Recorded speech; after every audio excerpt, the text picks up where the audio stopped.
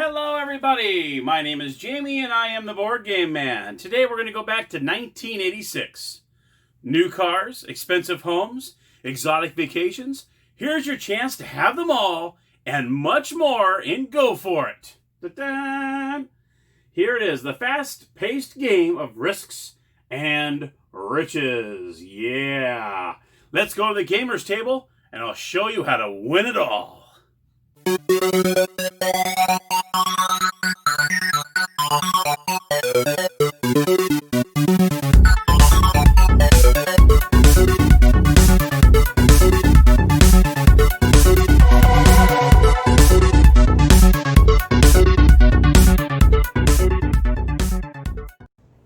Hello everybody and welcome to the Gamer's Table. Here is the board for Go For It. Yes. You want to outrace time and your opponents to own 3 different values of static cards in each of the 4 categories. So you have house and home, wheels, feeling good, and going places. So what you want to do is you want to own 3 of each of these categories, and that's how you win the game. So let's show you the components of the game. Well, right smack in the middle here, this is the plastic, that you put all these status cards in. And this goes right on top of where it says right in the middle here. So we're going to put those right on top. And what you're going to do is you're going to go ahead and put the top 3 cards in the spaces down below. So you got wheel, house and home, 3 for wheels. Then you got, feeling good, the top 3. We got a tennis court, a hot tub, and a health club membership. Man, look at this, man. You are riding high in this game. Then we got going places. These are the vacations. Australian camping trip, an African safari, and a New England ski trip. Oh yeah, there we go. You're already feeling it already. I know you are. You got the player piece here. You have 1 playing piece, and each player will use this as you go along. So that's the interesting part. Now you can see the board is broken up by month, so it's week by week by week. So it's actually pretty cool how they do that. Now the coolest thing about this game that I've never seen in any other game, and I don't think anybody else has either, is they have these little birthday tokens. And you can see here they got, let me bring this up closer to the camera so you can see. It's actually really cool. It's a 2 to 6 player game, so they have 6 different tokens that you can choose from for your birthday. And you can see you have a present, an ice cream cone, it looks like a cake, a cupcake, a party hat, and a slice of pizza. Now what you can do is, I'm just going to use a present for mine. My birthday is August 6th. So what you'll do is you'll look at the week of August 6th, and I will put the cake, or the present, right on top, okay? And we'll say if somebody's birthday is, we'll say February 15th or something like that, you'll put another thing right here, okay? And you put the rest of these in the box, which I don't know what I did with the box. The box disappears. I'll put them here. You also come with 2 red die, according to this. We have some news cards. And of course, these will tell you, these can be good or bad, just like in any other game. You know, there's those sample cards where they could get you good or get you bad. You have those. Now, this is the part I like a lot. And this is where you get to choose what your occupation is. Or if you want, you can just kind of go like this and say, pick one. You know, whatever you want to do. It's up to you. As you can see here, you can be finance, fashion, and then you have acting, law, medicine, broadcasting, music, sports, real estate, high technology, publishing, and finally, advertising. So you can actually choose which one you want. And let's see which one I'm going to do sports, of course. We'll do sports. And then we'll do a second player. Second player will do real estate. There we go. And what you'll do is you'll pick each one of these for each player and put the rest in the box. You won't need the rest of these. Put those aside. And what you'll do is each player is going to hang on to this. Let me slide this over a little bit this way. That way we have both cards here. You also have dollar bills, which have some interesting people on there. I have no idea who they are. Maybe they're a part of the game. I don't know. These are the different bills you got. $1,000 and $5,000, $10,000, $20,000, $50,000, and $100,000. And you also have these little clips.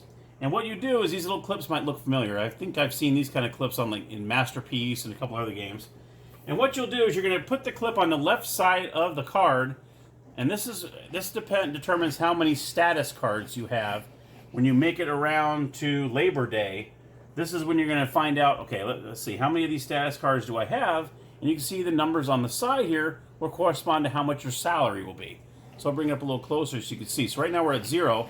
But say later on we make it all the way over to Labor Day, and say you have 6 of them. Or I'll say 8, I'm sorry. What you do is you slide this up to 8, like so. And then you'll see your salary would be $80,000. And that's how that works. So every time you pass Labor Day, that's when everybody stops play. And then you count how many of these you have. You might go up in salary. You might actually go down in salary, because there's times when you're having to give up cards, you're having to take cards, and so on. So it really goes up and down throughout the game. And, oh, actually, I'll keep the clip on there.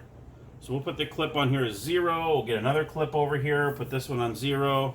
And we'll put the rest of the clips away, because we don't need the rest of these. We'll put these away. And here we go. Okay. I think we've done all the setup. That's pretty much all the setup is. Just put this in the middle, put the top 3 cards in each row, figure out your birthdays, and the player starts right here on January 1st. News cards get set here. You choose your job or your occupation, whatever you want to call it, and then you're on your way. So let's go here. Obviously, we're going to go, actually, we're on the next page here. I want to make sure we get this right. The timepiece marker, that's what this is called, will be on start. In the month of January, each player will move the marker on his or her turn in the direction of the arrow on each space of the succeeding months of the year. Let's see here. Okay, here we go. So we're gonna roll the dice, and we got 9. So we're gonna go 1, 2, 3, 4, 5, 6, 7, 8, 9. Then what you're gonna do is you're gonna read what it says on the space. So it says St. Patrick's Day Sweepstakes. Everyone rolls the dice. The highest roller takes any one card from the tray. Wow, that's pretty cool. So player 1, I'll say player 1 is sports. He rolls an 11. Real estate rolls a 3. So sports is going to be able to take any one of these cards on the board. Well, guess what? I think this is the biggest one we got on the board. This is the Tudor estate worth $400,000. There we go. Cha-ching, cha-ching. Okay. So we got 1 right here. But this does not go up because you need at least 2 for it to go up to the next notch. But of course, you don't do that until you reach Labor Day anyway. I just want to point that out. Okay, so that's that. Oh, it also says pick up news. So when it says pick up news on the bottom, that's when you need to pick up one of these news. And it says extra, extra, neighbor overcome by generosity. The player with the most status cards must give 1 to any player. In the case of a tie, roll the dice. Well, geez, so much for having that. What you do is after you read it, you're going to put it face up in the discard. There actually is a discard pile here. You put it face up. All right, well, just like that, I guess this will go to player 2. Wow, that was horrible for player 1.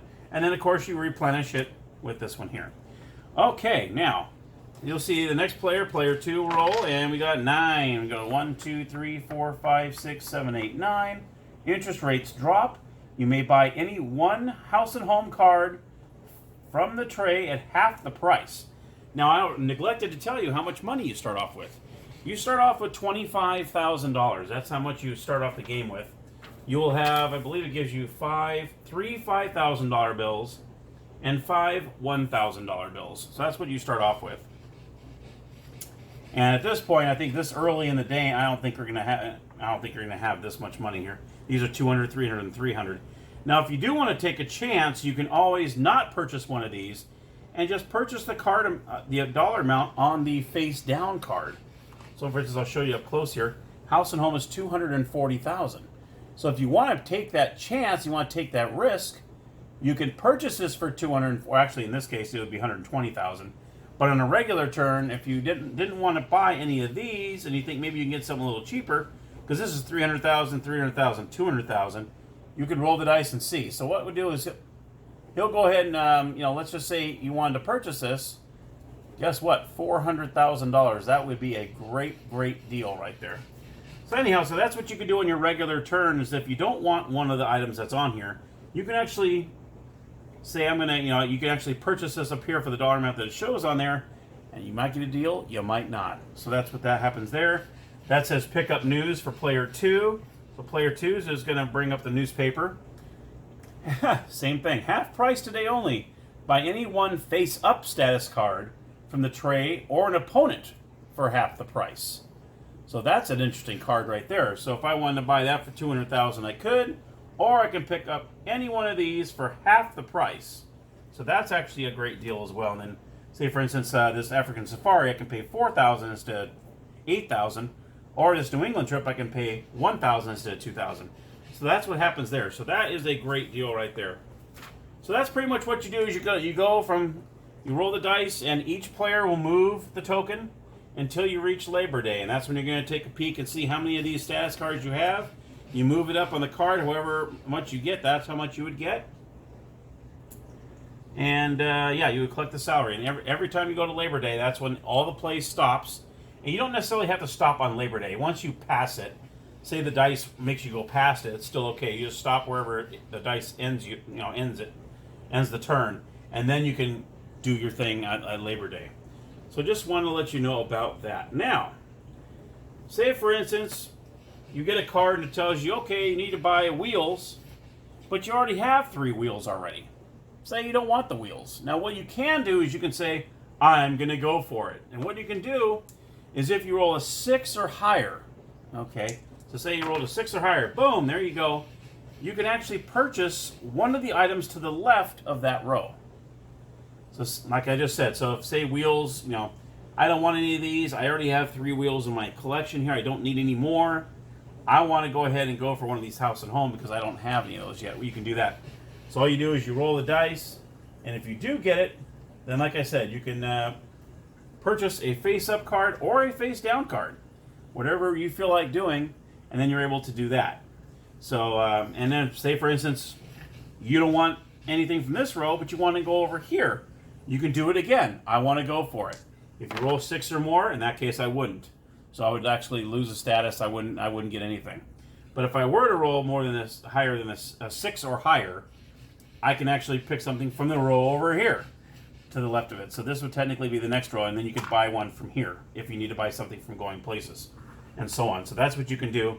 You can keep doing that until you get to the row that you want to make it if you keep rolling 6 or higher. Okay, now you can also sell a status card. So say you have 4 of these status cards, you don't really need one of them. You can actually, there's 1 or 2 ways you can do it. What you can do is you can offer the player the value of the card. If a player offers you more than the value of the card, you can sell it to that player. If more than one player wants to make an offer, you can hold a little auction. Okay, which one of you want to, how much do you want to buy it for? How much do you want to buy it for? And whoever wants to buy it the most gets it. Or you could just sell it back to the bank for the dollar amount that's on here. Okay, so say this is 400,000. You just put this in the bottom of the stack, and you collect the $400,000. So you could do that as well. And I don't want to forget to mention that if you play, say you're playing and you land on a birthday spot. So say I landed on this birthday spot. Guess what happens there? Let me know the birthdays.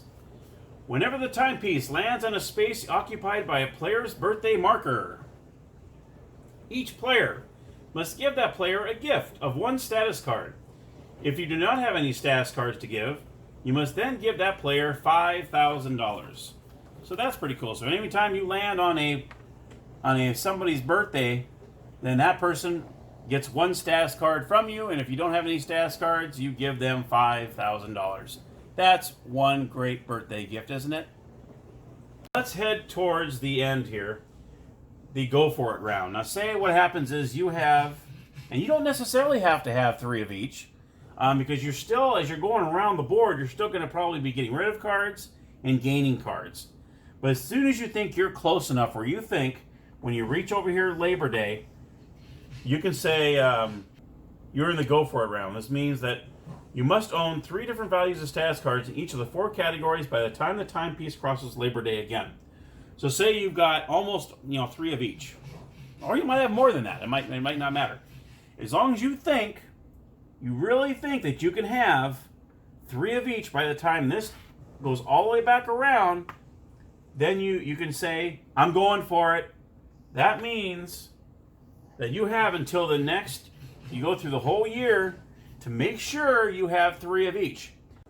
Now on your turn, when you say, I'm going for it, you're going to take your salary card and flip it upside down where it says go for it.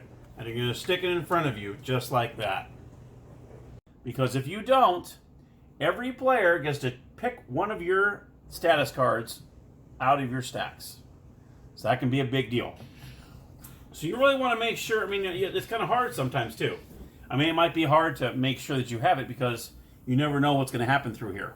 You know, you might have to, players might take them from you, or you might have to take them. You never know. But as long as you have 3 of each, if you think you have 3 of each by the time you come back around, you can say that. Let's see here. Now, another thing too is when you have 3 of these cards, each one of them has to have a different value. So, for instance, this would work here if you had a tennis court, hot tub, and a health club. You see this is 12,000, 16,000, and 8,000. That would work. Here, this would work as well. 10,000, 8,000, 2,000. This would not work because you have 2 that are 20,000. This would not work because you have 2 at 300,000. So each of the 3 status cards that you have in your stack must be different values. So not only do you have to have 3 of each, but you have to have 3 that are different values as well. So you got to keep that in mind as well. So it's not that easy. Oh, I got 3 cards, yay! No, you have to make sure each one of them are a different amount. The game ends, and that player is the winner. As soon as you pass through here, and you say, "Go for it." Now, what happens is you all share the same token. So if more than one of you say that, okay, say you have a 4-player game going, and 2 you say, "Go for it." It goes around, excuse me, and both of you have 3 of each, and all 3 have different values. This is how you determine the tie.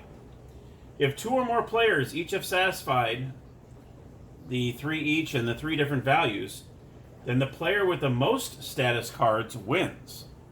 Okay, so say you have 3, 6, 9, 12. Say you have 13, the other one has 12, then the guy at 13 gets the win.